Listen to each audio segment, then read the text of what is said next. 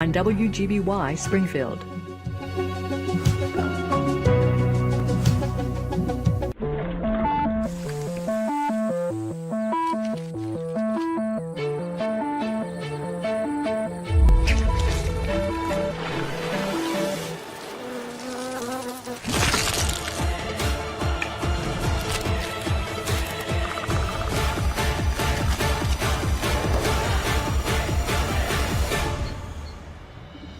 The Green Planet, Wednesday at 8, or stream at nepm.org.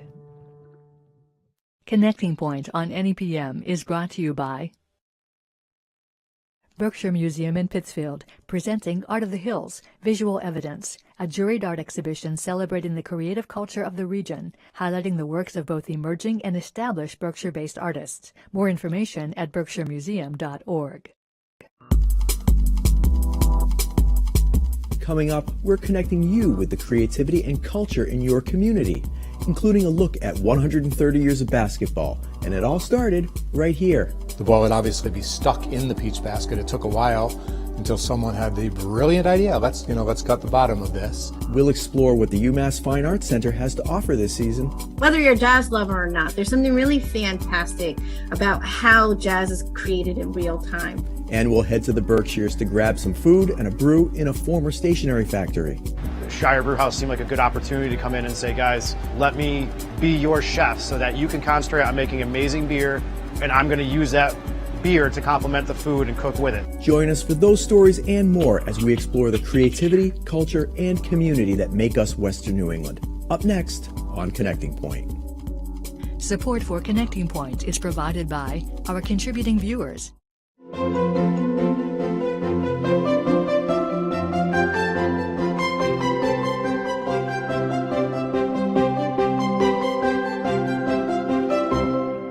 Welcome, and thanks for joining us for Connecting Point, your source for creativity, culture, and community. I'm Tony Dunn, in for Zaida Bauer.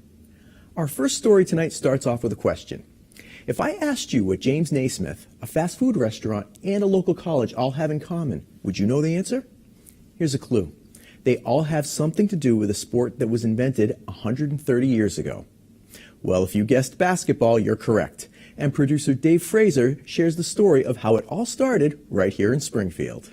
On the campus of Springfield College, the legacy of Dr. James Naismith is well represented, and rightfully so.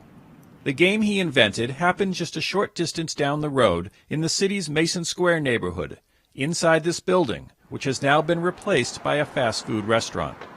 Across the street, a monument with plexiglass panels helped tell the story of how this 30-year-old physical education instructor created an athletic distraction that became a worldwide phenomenon. From the very humble origins of this game, it has grown into a worldwide phenomenon with immense popularity, one of the most popular sports in the world.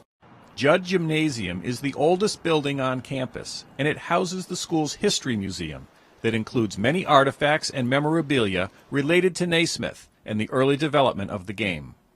As the legend has it, put up these peach baskets that didn't have an opening underneath them. After each time that a basket was scored, they would go back and have a jump ball. The ball would obviously be stuck in the peach basket. It took a while until someone had the brilliant idea, let's cut the bottom of this. Since that initial introduction in December of 1891, the game quickly spread throughout New England and around the world, impacting the lives of hundreds of millions across all ages. Basketball is now played around the globe by both men and women. Naomi Graves is the head coach for the Springfield women's basketball team. She fell in love with the sport at an early age. Well, I think it was the backyard fun that you played with both men and women, girls and boys, in the backyard. Everybody had a basketball. I grew up where basketball was really important up in Western Massachusetts. And then in my high school, I was tall and I liked the game, so a coach identified me as a player and taught me the game, and then before you knew it, I fell in love with it. The game played today is probably not what Naismith envisioned when he first introduced it. His initial 13 rules included no dribbling, dunking, or three-pointers. There was no shot clock, but goaltending was legal. Naismith himself recalled that first game in a 1939 radio interview that aired on WOR-AM in New York City. The boys began tackling, kicking and punching in the clinches. Before I could pull them apart, one boy was knocked out, several of them had black eyes, and one had a dislocated shoulder. Something had to be done. The rules would be modified to include dribbling and fouls, and other changes would evolve throughout the years.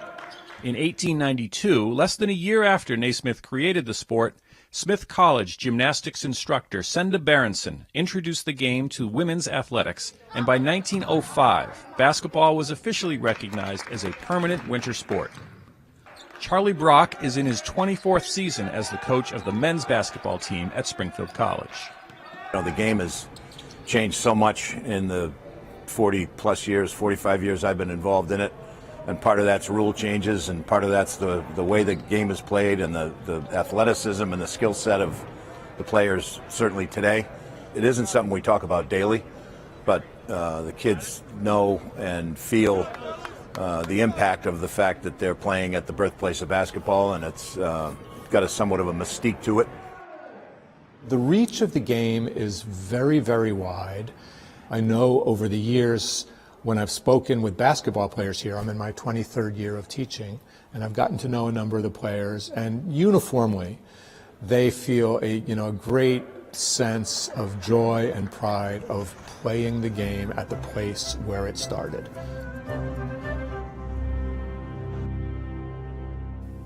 Last year, the UMass Amherst Fine Arts Center kicked off their fall season with a variety of performances and programming, including the reopening of the university's art galleries after being closed due to COVID-19. Zydalise Bauer spoke with Jamila Deria, director of the Fine Arts Center, to find out how the local art scene is prevailing during the pandemic and learn about the rest of the season.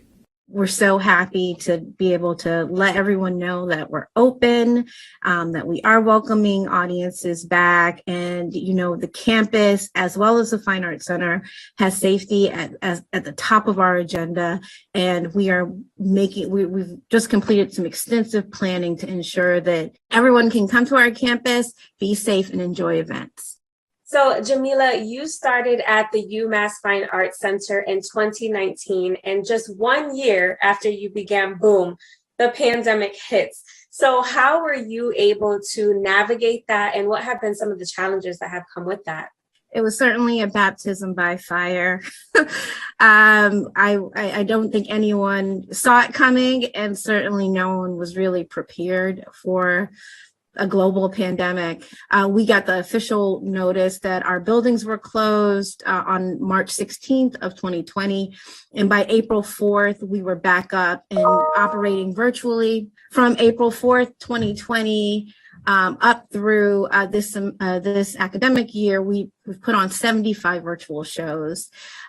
So obviously, it was a lot of figuring out as we were going, but I think that this team has become so adept at not only in-person presentations, which we all love to do, which is why we got into this business, but now we are wonderful producers of virtual programs, and now we're also going outdoor and having more outdoor events and public art events. And you're going to see that in the warmer months of this semester and next.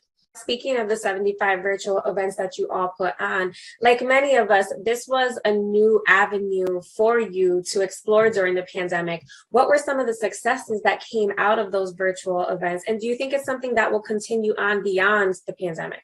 Well, I think that the great thing about virtual events is that they're actually a bit more affordable, which means that we have more money to invest in the artist and the development of new work. So for the first time in a very long time, we were able to really partner with artists and present a number of world premieres. We also expanded how we present arts education programs. So for example, we partnered with the Jazz at Lincoln Center and Wynton Marsalis. The weeks leading up to the election, we invited them to teach a 6-part course on jazz as a tool of liberation, because there's something really kind of fantastic, whether you're a jazz lover or not, there's something really fantastic about how jazz is created in real time. I mean, a lot of jazz is improvisation, and it's improvisation at a masterful level. So, you know, the players are not only so in tune with their own instrument and the sound that they're developing, but they're also in real time listening and co-creating with their ensemble mates. And I think that was an exciting new model for us in terms of not only presenting exciting works, but really bringing you into these masters workshops to really kind of hear their perspectives, hear their voices, look at how they approach the development of new work. The saying is always, the show must go on. We hear that all the time. Why is that exceptionally important during these challenging times that we're going through? You know what? Art not only helps us learn better, but it also helps us live better. I mean, we are meant to be together experiencing, you know, the highest expression of human creativity, ingenuity, wonder. And I think now more than ever, as we as a society kind of socially isolate, as we deal with such serious issues as a global pandemic, the reckoning of sort of race relations in the country, growing economic inequality, more than ever do we need to come together through the arts to help really create bridges, because we've lost a lot of bridges in the last few years as we've polarized.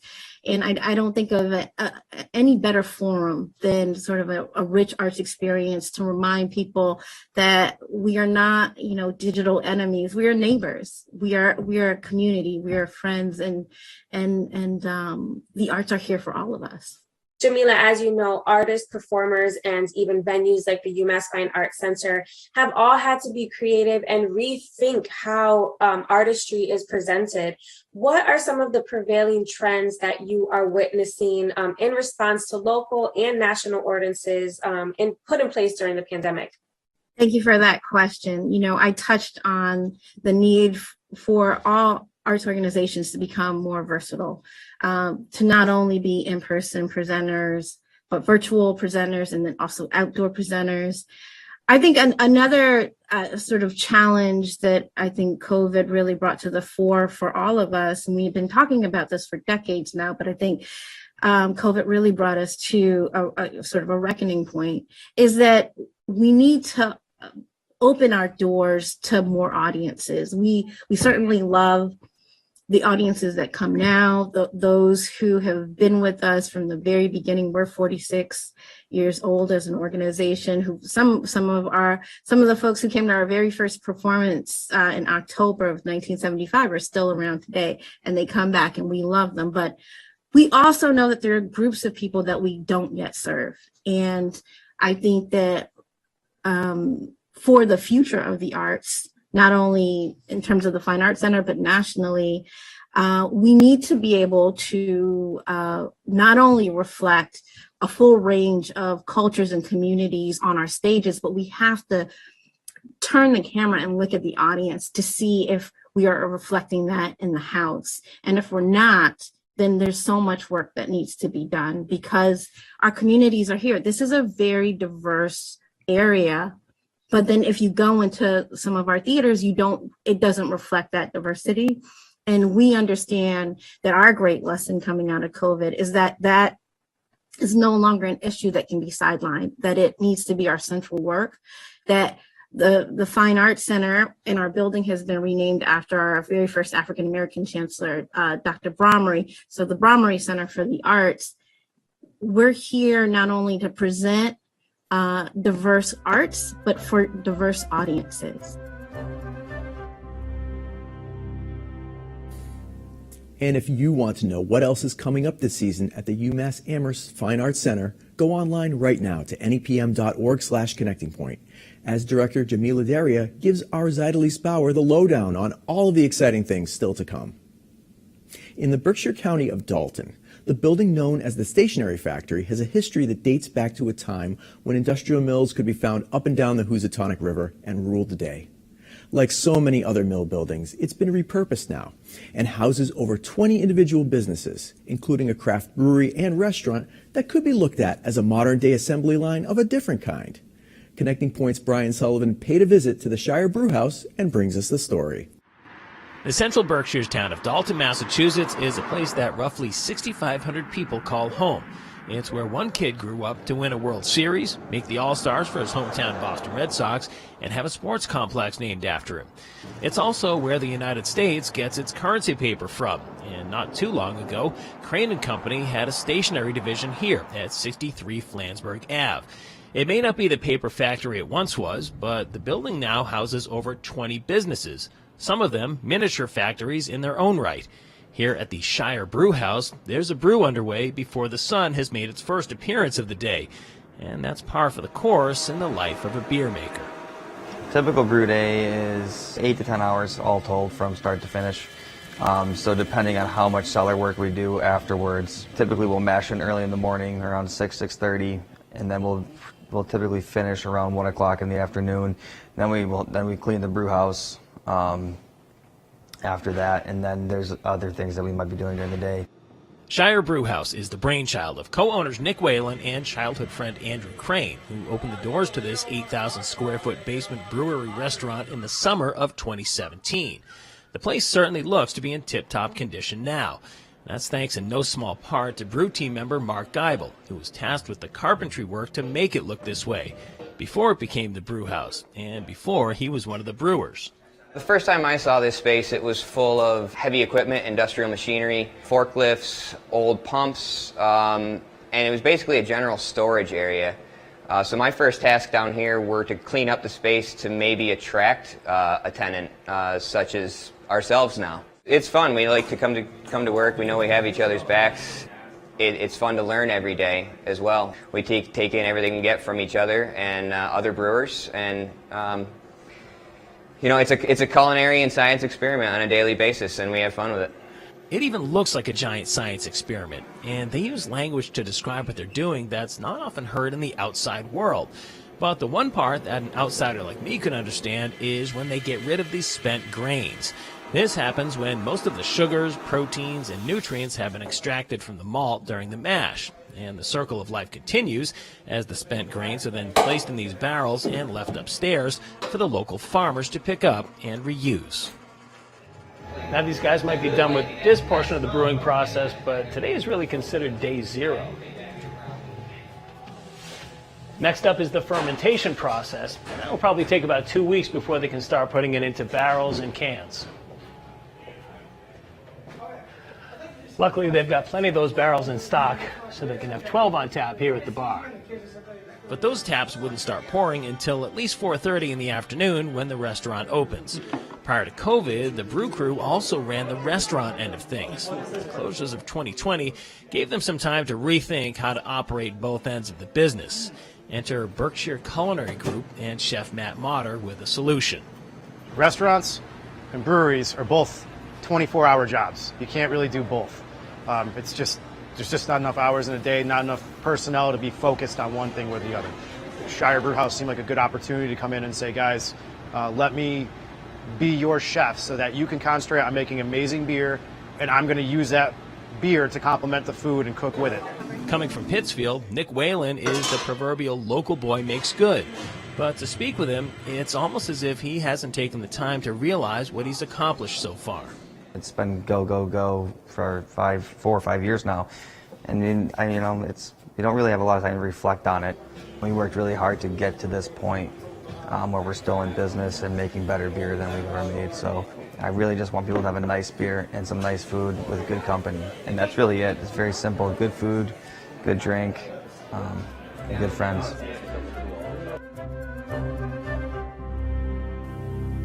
Every week, Connecting Point explores the creativity, culture, and community that make us Western New England. But it doesn't stop there. You can find us online anytime for exclusive features and content. In this week's digital exclusive, members of the Shire Breu-Hous and restaurant discuss the past, not only of their own former lives, but the life of the building they now work in as well. My parents both worked in this building back in the 80s and 90s. And my dad can take me through upstairs and show me, hey, I built that wall, and this used to be here, this used to be there. It's really cool to think of that history. But then when you look back to when the building was built and to what it is now and that rehab, the idea that, you know, Nick and Andrew had trees and barn board from their property, brought it in. You can find that digital exclusive online right now at nepm.org/connectingpoint. Avery Maltz struggled as a teen, dealing with an undiagnosed learning disability and enduring homophobic bullying in school. After graduating high school, Maltz took several years off before finding a welcoming community and academic success at Holyoke Community College, and has recently been awarded the Wells Fargo Scholarship from the Point Foundation, which is the nation's largest merit scholarship program for LGBTQ students. Zaidalis Bauer spoke with Maltz to hear how the scholarship will help them further their passion of building community, amplifying marginalized voices, and using natural sciences towards creating a more accessible world for all. My family moved up here when I was 13. We were looking for a more accepting place to be. We had been on Long Island for a couple years before that, Manhattan, which was really nice. But I ended up staying after high school because I really liked the community and it was an easy place to live. And I know that after high school, you didn't pursue higher education right away. You were dealing with an undiagnosed learning disability. And unfortunately, you also dealt with some homophobic bullying in your past school. So after taking so much time off of school after graduation, you decided to pursue school at Holyoke Community College. What was the driving factor behind that decision?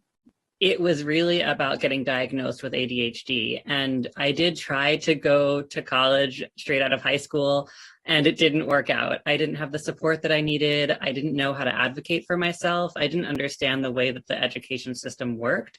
I knew that I needed help in this way. And so I decided to pursue testing. And when I got my diagnosis, I decided to try again with school and see what would happen. I mean, and it really did pay off because you, congratulations, have been awarded with the Wells Fargo Scholarship from the Point Foundation, which is the nation's largest merit scholarship for LGBTQ students. How did it feel to receive this honor, and how will this scholarship help you succeed with your goals? It felt amazing.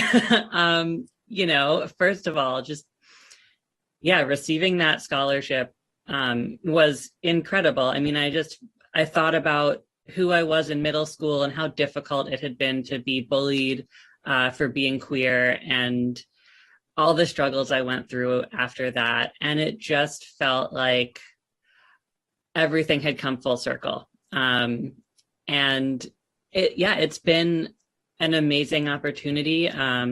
The scholarship has been super helpful, but also the programming that Point offers is really amazing. I've been able to do like one-on-one coaching.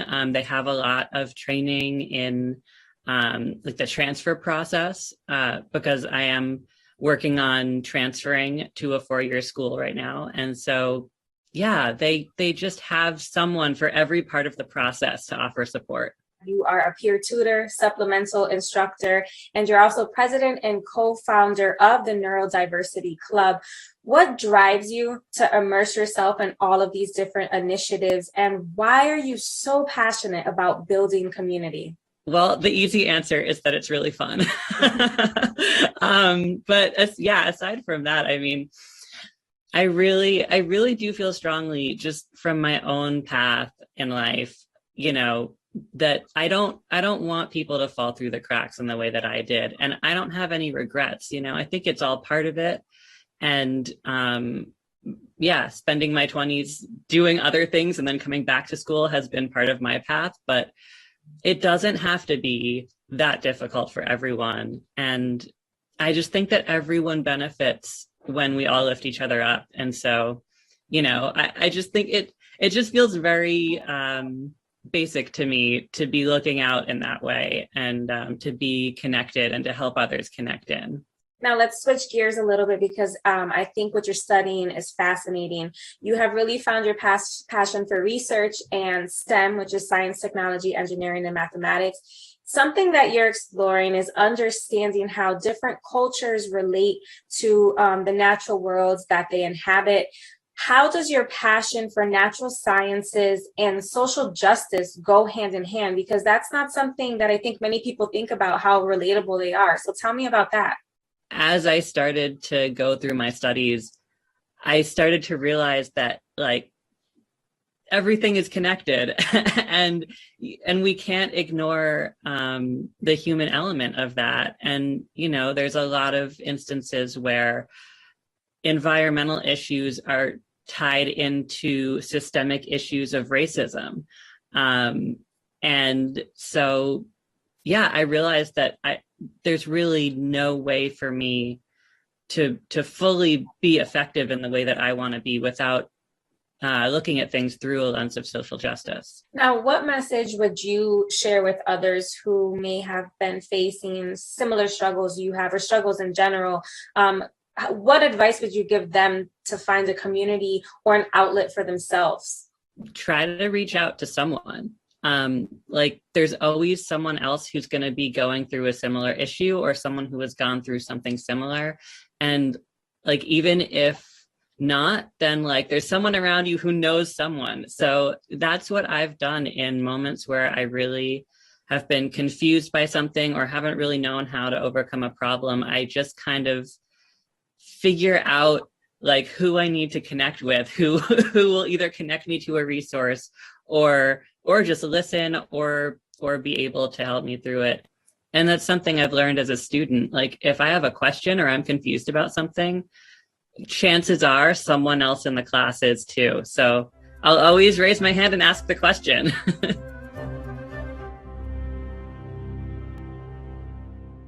And for more from Avery Maltz, go online right now to nepm.org/connectingpoint as they share some fun facts about the Holyoke Community College greenhouse and what they enjoy most about being its caretaker in a digital extra. And that does it for this edition of Connecting Point. Remember, you can always find all of the stories that you saw in this episode, as well as exclusive features, digital-only content, and so much more online anytime at nepm.org/connectingpoint. And please be sure to join us again every Thursday and Saturday at 7:30 p.m. right here on New England Public Media for more stories of the creativity, culture, and community that make us Western New England. I'm Tony Dunn. Thanks for watching, and have a good night. Support for Connecting Points is provided by our contributing viewers.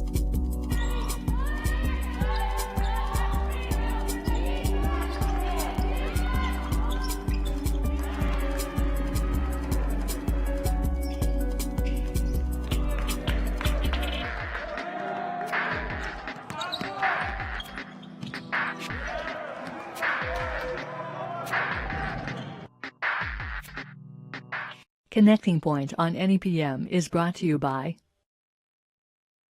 Berkshire Museum in Pittsfield, presenting Art of the Hills, Visual Evidence, a juried art exhibition celebrating the creative culture of the region, highlighting the works of both emerging and established Berkshire-based artists. More information at berkshiremuseum.org. We're on the road for 3 weeks. Just put a little fire in my belly. To follow the Muslim thread woven through the fabric of our country. The American story is the Muslim story. We're taking the Great Muslim American Road Trip. The Great Muslim American Road Trip begins Tuesday at 10 on NEPM. On the Great American Recipe, we want you to create a crowd pleaser. I love pushing the boundaries and borders on flavor. There is some spice in the air. Yeah. Oh man, what is in that? Unfortunately, at the end of this round, one of you will be going back to your home kitchen. Am I nervous that I'm in an elimination round? Yes. You want my food to be fabulous. Yes. Like, go big or go home. The Great American Recipe continues Friday at 9.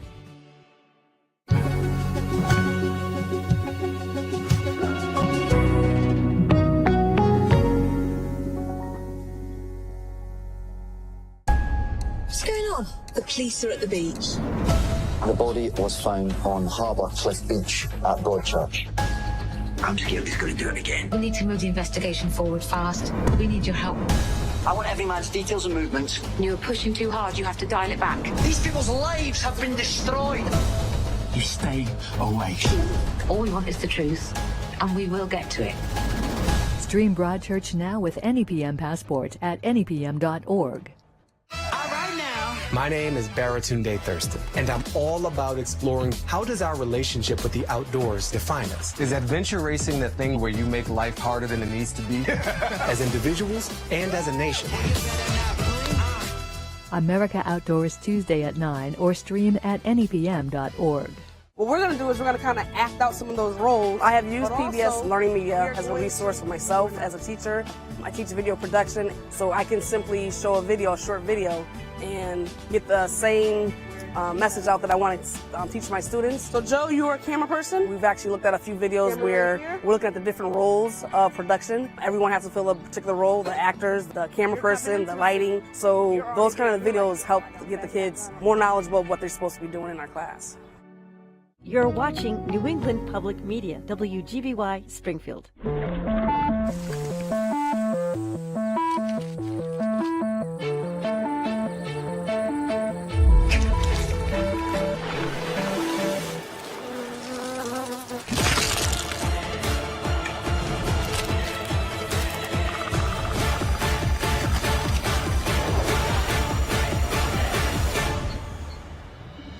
The Green Planet, Wednesday at 8 or stream at nepm.org.